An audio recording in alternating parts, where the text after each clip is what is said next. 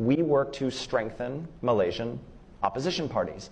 And guess what happened 2 months ago? After 61 years, they won. I visited, and I was sitting there with many of the leaders, the new leaders of this government, many of whom were just our partners we had been working with for 15 years. And one of the most senior of them, who's now one of the people running the government, said to me, gosh, IRI, you never gave up on us even when we were ready to give up on ourselves, right? And we're sitting in the Prime Minister's office. Here we are. Guess what the first step, really one of the first steps the new government took? It froze Chinese infrastructure investments. This is not a hugely pro-American country. It's probably never going to be an actual US ally. But this is going to redound to our benefit, right? And that's an example of the long game. So there you have it. And I've pointed out in previous videos that the National Endowment for Democracy, even though they say up here supporting freedom around the world, you've got people like Damon Wilson from the Atlantic Council, a pro-war corporate-funded think tank that gets its money from arms manufacturers, oil companies, and banks. There's people like Elliot Abrams, who's a war criminal. He is a literal criminal that required a presidential pardon. He was overseeing death squads in Latin America as part of U.S. regime change efforts there. And he has been directly involved in trying to overthrow the governments of Iraq, Iran, Venezuela. And he's a very vocal proponent of Israeli aggression all over the Middle East. You also have people like Scott Carpenter, who literally participated in the illegal U.S. invasion and occupation of Iraq. He was part of the provisional government there. He was this white American man literally running the country, which is what the NED is actually all about. It's about setting up the modern day equivalent of the British Empire's administrative system, where they would rule over a country like Malaysia.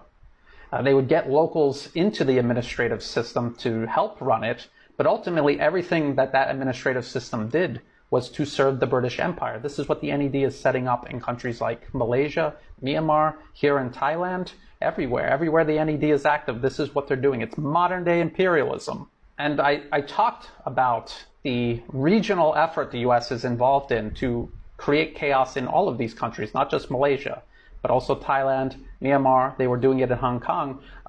The protesters themselves will invoke the term Asia Spring in reference to the Arab Spring. So I just want to remind people of this New York Times article from 2011. U.S. groups helped nurture Arab uprising. And if you come down here, they mention by name a number of the groups and individuals directly involved in the revolts and reforms sweeping the region received training and financing from groups like the International Republican Institute, the National Democratic Institute, and Freedom House. And then they talk about how they are subsidiaries of the National Endowment for Democracy. It's worth repeating over and over again, because no matter how irrefutable the evidence is, I'm still seeing an alarming, it's a minority, but it's an alarmingly large minority of people who still get into the comment section and say, this is not real, this isn't true.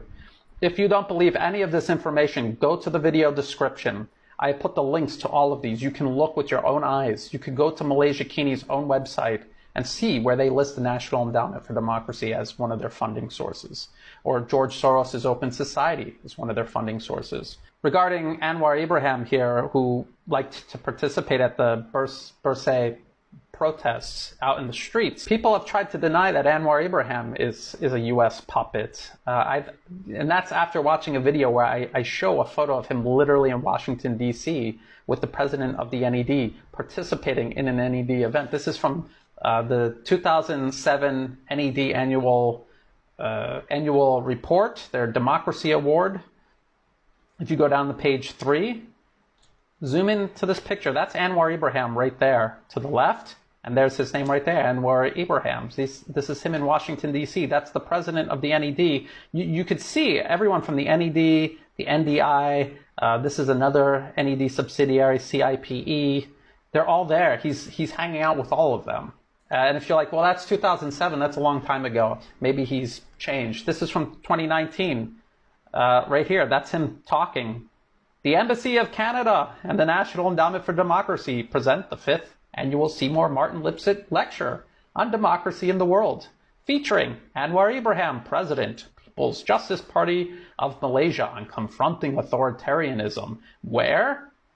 The Embassy of Canada, Washington, D.C. So that was 2019. The U.S. interferes in countries all around the world. These are the people the media platforms, and the organizations that are enabling the U.S. to interfere in Malaysia's internal political affairs. And one last thing to mention, the U.S. might pretend like they're trying to help support democracy. I want to point out again that democracy is a process of self-determination.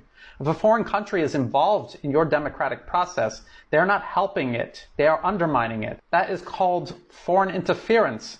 It is a violation of the UN Charter. It is undermining a nation's sovereignty. That country and the people in it, and only them, are allowed to determine their fate and their future.